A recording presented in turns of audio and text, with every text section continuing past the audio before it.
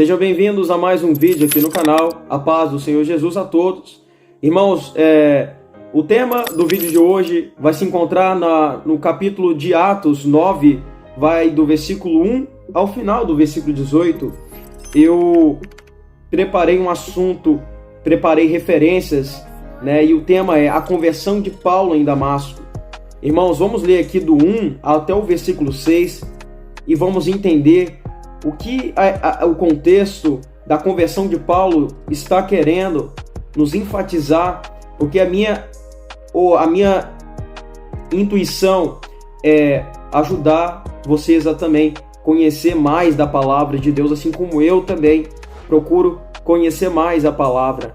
Então, vamos ler aqui o primeiro versículo, diz assim: E Saulo, respirando ainda ameaças e mortes contra os discípulos do Senhor, dirigiu-se ao sumo sacerdote.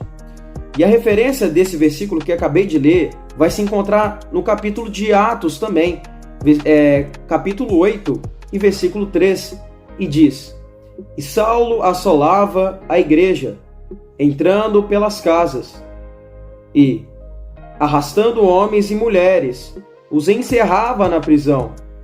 Então, o que a gente pode observar é que no primeiro versículo de Atos 9, Saulo começa, a respirar ameaças, E o que isso quer dizer?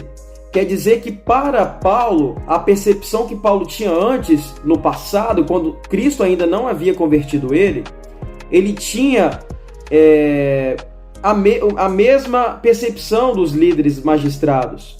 Porque os líderes judaicos, irmãos, que eram os magistrados que tomavam conta da casa do templo, aqueles que apenas acreditavam nas leis de Moisés, mas eles não acreditavam em Cristo, no Messias. É um absurdo. Então Paulo, ele era a mesma coisa dos líderes judaicos. E Paulo, podemos observar de cara que ele está cego espiritualmente pela carne. Então, Paulo começou a querer matar, querer perseguir os servos de Cristo. Então, é isso que está dizendo. E ainda tem uma outra referência, ainda não acabou. Eu anotei dois versículos, duas referências, só do versículo 1 de Atos 9. E a outra referência se encontra em Gálatas, no capítulo 1, versículo 13. E olha o que vai dizer: Porque já ouviste qual foi antigamente a minha conduta. Olha isso, a conduta do líder judeu, porque ele foi um líder judeu, ele seguia as leis de Moisés, e no judaísmo, como sobremaneira perseguia a igreja de Deus. Então Paulo, por isso que aqui vai falar, eu vou ler novamente: E Saulo, respirando ainda ameaças. Olha isso, a ameaça para Paulo era os cristãos. É a mesma coisa com os líderes judaicos. Então, é isso que está dizendo aqui no primeiro versículo, que Paulo, e Saulo, ou Paulo, Paulo no caso, estava se dirigindo ao sumo sacerdote para pedir permissão. Mas vamos lá, vamos continuar. Olha isso aqui, olha que interessante. Gálatas capítulo 1, versículo 13. Como sobremaneira perseguia a igreja de Deus. Tá vendo? Ele perseguiu os cristãos. A igreja é nós, os cristãos, não é? E a assolava, E a assolava significa que invadia, perseguia os cristãos, Chegou até a matar alguns cristãos. E a terceira referência, irmãos, aí em Atos capítulo 9, no versículo 2, diz assim: E pediu-lhe carta para Damasco, para ir em Damasco, para as sinagogas, a fim de que se encontrasse alguns daquela seita, que são aqueles homens que organizavam, tudo ali, na sinagoga, quer mulheres, os conduzisse presos a Jerusalém. Então a intenção de Paulo era pedir ao sumo sacerdote, a permissão do sumo sacerdote para ir a Damasco, para que ele prendesse os cristãos, né? E no versículo 3 diz, em Atos capítulo 9, versículo 3, vai dizer: e indo no caminho em Damasco, aconteceu que, chegando perto de Damasco, subitamente o cercou um resplendor de luz do céu. E olha a referência, vai se encontrar em Atos capítulo 22, 6. Ora, aconteceu que, indo Paulo já de caminho e chegando perto de Damasco, quase ao meio-dia, de repente me rodeou uma grande luz do céu. E olha a outra referência, que se encontra em Atos capítulo 26, versículo 12. Sobre o que, indo então a Damasco, com poder e comissão e permissão dos principais dos sacerdotes. Na época, né, de Cristo, quando o nosso Messias, o nosso Senhor Jesus esteve, né, ali, né, na Galileia, né, ao lado dos líderes judeus, na época ali dos magistrados, para alguém fazer, né, executar uma ordem, né, eles tinham que primeiro pedir a ordem do sumo sacerdote. O sumo sacerdote vamos dizer assim, ele é um... Quem está ali, né, ele era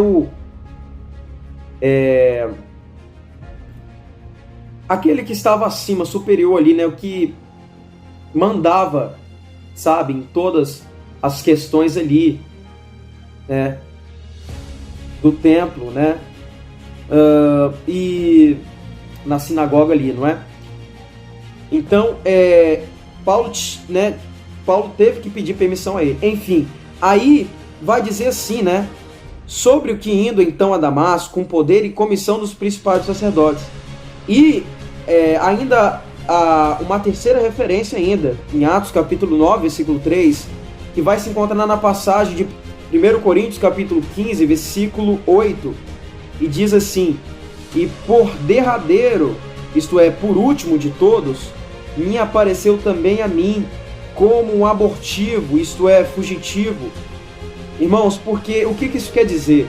Quer dizer que quando Paulo estava indo a Damasco, ele estava perseguindo os cristãos, os servos de Cristo. Então, e quer dizer que, né, por último, foi ele. E quando aqui fala em 1 Coríntios capítulo 15, versículo 8, que Paulo se encontrou como um abortivo, um fugitivo, porque realmente ele foi um fora da lei ali. Ele foi um criminoso, ele estava cometendo um crime gravíssimo, é um crime, sabe? Só que Paulo estava tão cego quanto né, do mesmo modo que os líderes judaicos também estavam cegos, Paulo também ficou cego. Porque eles, irmãos, eles estavam apenas debaixo da lei, e a lei cegava o coração deles, cegavam eles, né, fisicamente, quanto espiritualmente. Então, mas isso quer dizer que a carne cegou eles espiritualmente através da lei. Mas não quer dizer que a lei é algo que nós temos que deixar de seguir, não. Mas Cristo veio para cumprir e para fazer uma alteração, certas alterações nas leis. Porque o nosso próprio Cristo diz no Novo Testamento, lá no livro de Mateus ou Marcos também, que ele até adicionou uma nova lei dentro dos 10 mandamentos. Vamos dizer um acréscimo, vamos dizer assim, tem mais 11 mandamentos. E o outro mandamento que ele nos enxertou nas nossas vidas é amar o teu próximo, amarás o teu próximo como a ti mesmo. Então, o que faltava ali, né, em Paulo, né, e eu vou fazer referência com os líderes também, é a graça, é o amor. Porque eles não tinham amor. Eles só se importavam com a lei, com regras, normas e pronto. Para eles é isso. E isso que cegou Paulo. E por isso que Paulo se encontrou como fora da lei. Não pelas regras, doutrinas dos líderes judaicos, né, do Antigo Testamento, não. Nada a ver. Mas simplesmente porque ele estava fora da graça de Cristo. Então, a sexta referência vai se encontrar no livro de Atos, capítulo 9, versículo 4. Vamos dar continuidade, né? E, caindo em terra, ouviu uma voz que lhe dizia: Saulo, Saulo, por que me persegues? Nós podemos observar claramente que Cristo já vai aparecer para Paulo quando, no versículo 3 anterior, subitamente cerca um resplendor de luz do céu, e este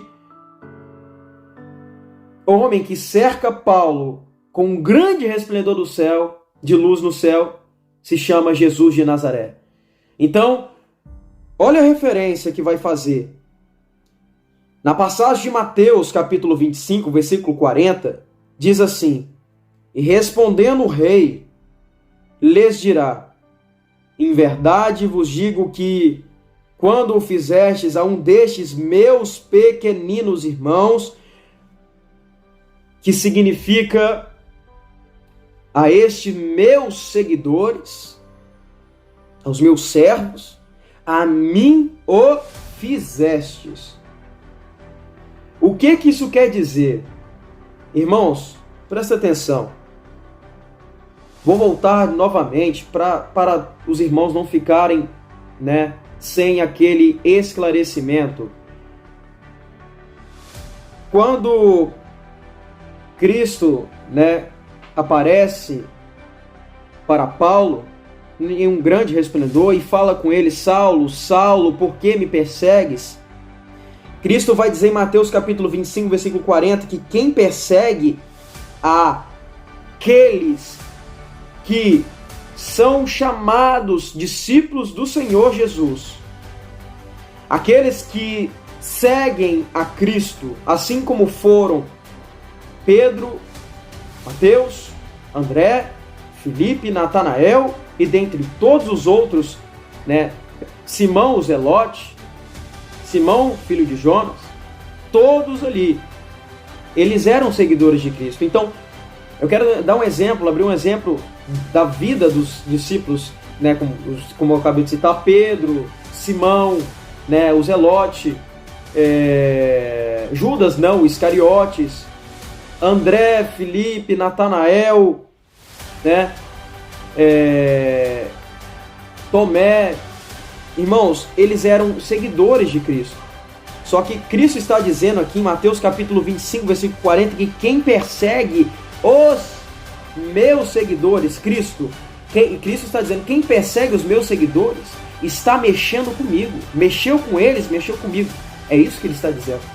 Está entendendo? Então, e olha, vou partir para a próxima nota. Olha o que vai dizer em Atos capítulo 9, versículo 5. E ele disse: Quem és, Senhor? Paulo vai dizer para Jesus. E olha o que o Senhor disse: Eu sou Jesus, a quem tu persegues. Duro é para ti recalcitrar, se voltar contra os aguilhões. Isso é interessante. Quando Cristo fala que duro é para ti recalcitrar contra os aguilhões,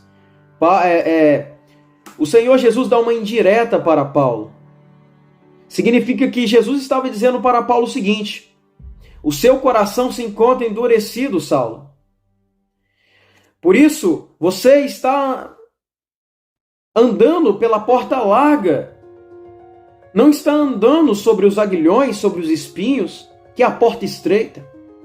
É isso que Cristo está dizendo aqui. Mas olha a referência que vai fazer no livro de Atos, capítulo 9, versículo 5, que se encontra em Atos, capítulo 5, versículo 39. Olha o que vai dizer: Mas, se é de Deus, não podereis desfazê-la. Para que não aconteça, sedes também achados combatendo contra Deus. Irmãos, Jesus já conhecia o coração de Paulo por dentro e por fora. Paulo, como eu já disse aqui ele tinha uma percepção totalmente diferente da de Cristo. Então, Jesus está dizendo aqui em Atos capítulo 5, versículo 39, que Jesus já tinha uma promessa, um ministério na vida de Paulo. Paulo não sabia, quando ele estava ali, sobre a lei, só a lei, ele não sabia que Jesus tinha já esta promessa. Significa que Cristo está dizendo aqui que ninguém pode desfazer uma promessa na vida daquele que Cristo elegeu. Então, e eu senti algo aqui em meu coração agora, e que Deus e Cristo Jesus está te dizendo, presta atenção, isso está vindo da parte de Jesus para você. Talvez você hoje se encontra na cegueira espiritual, mas Jesus está me revelando aqui uma pessoa, e eu creio que essa pessoa vai entrar neste vídeo. Eu creio que ela vai visualizar este vídeo. E Jesus está te dizendo assim: ei, meu filho, você tem se encontrado se recalcitrando contra os aguilhões. Você tem perseguido muito os meus seguidores. Mas Cristo está dizendo para você assim: a promessa, o ministério que eu preparei para você, porventura, quem irá desfazê-lo? Quem irá, aleluia, destruir ele? Jesus está dizendo que assim como foi com Paulo ali, em Atos capítulo 9, versículo 5, também será com você. O mesmo contexto de Paulo vai acontecer com você. Jesus tem uma obra a realizar na sua vida. E a pergunta que fica: quem pode desfazer essa promessa? Se ele preparou, se ele apareceu para Paulo aqui, ele quis aparecer, ninguém impede.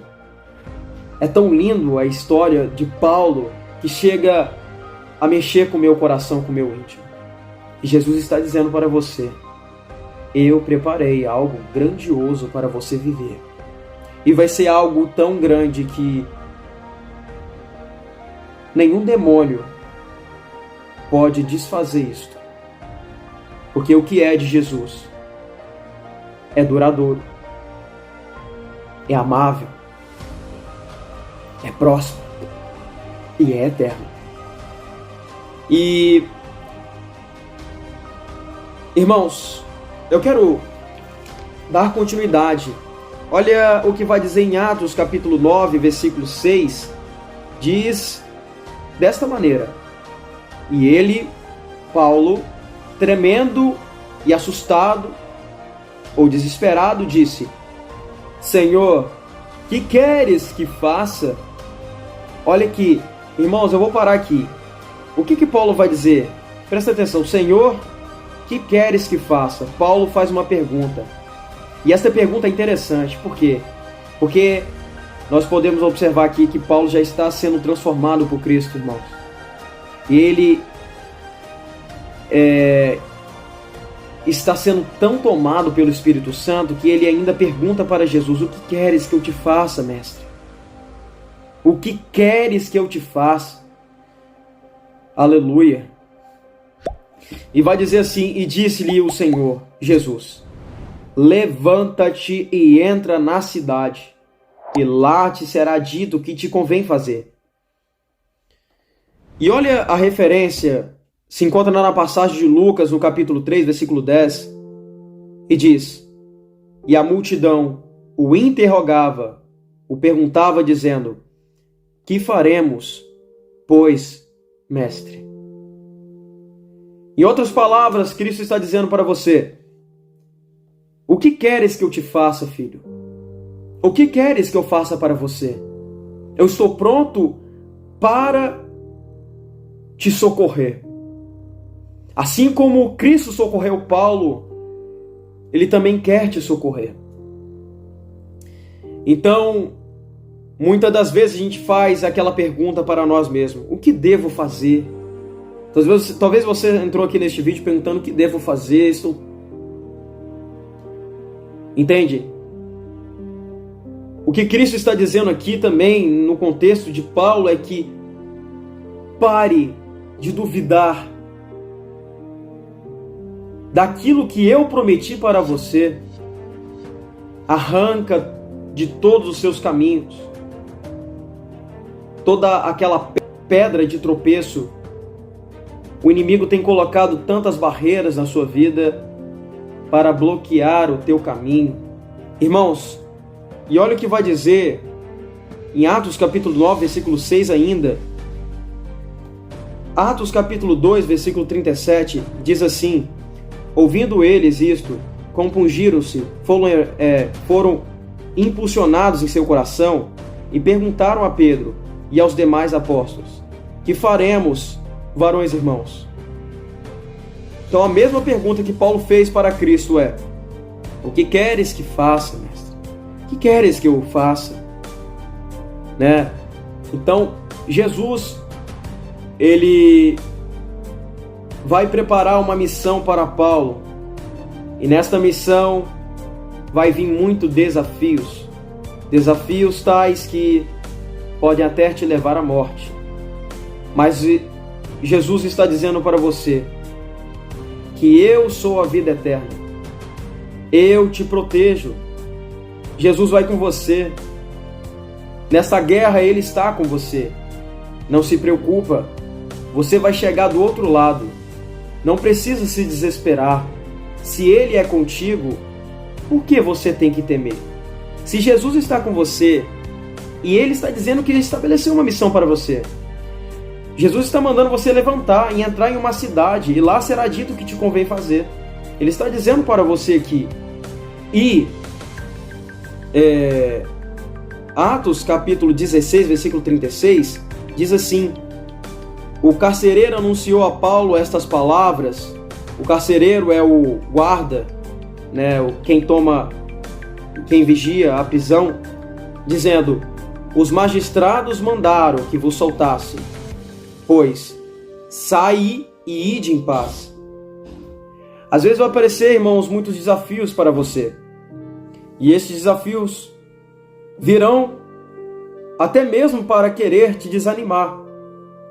Mas eu tenho uma resposta dos céus, do próprio Cristo para você. Estes desafios, que são as tribulações, serão como um aperfeiçoamento dentro da sua fraqueza. Ei, o recado que Deus manda te dizer é: sai e ide em paz. Irmãos, Paulo sofreu muita tribulação, mas também Cristo deu paz para ele. Cristo soltava ele, tirava ele da prisão muitas vezes. E Jesus também vai te libertar desta prisão. Amém? Que Deus abençoe. Eu espero que vocês tenham entendido.